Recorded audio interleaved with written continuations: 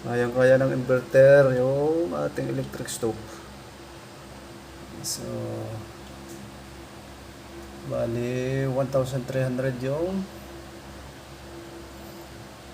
kinukuha sa solar. 1,300 watts. So,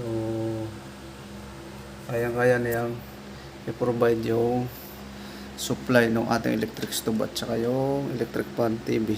So, yung inverter ay nasa 5 kilowatts. So, malaki pa.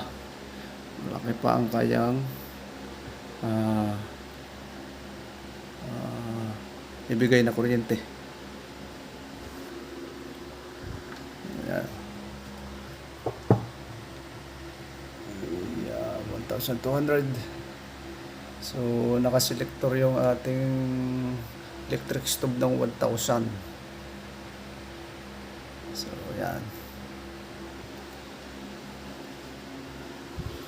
So, tingnan natin yung kontador.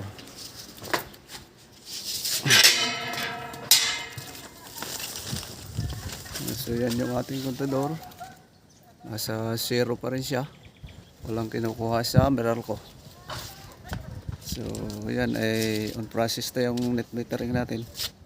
Kaya may isang meter base na nakaabang. Yung rec meter.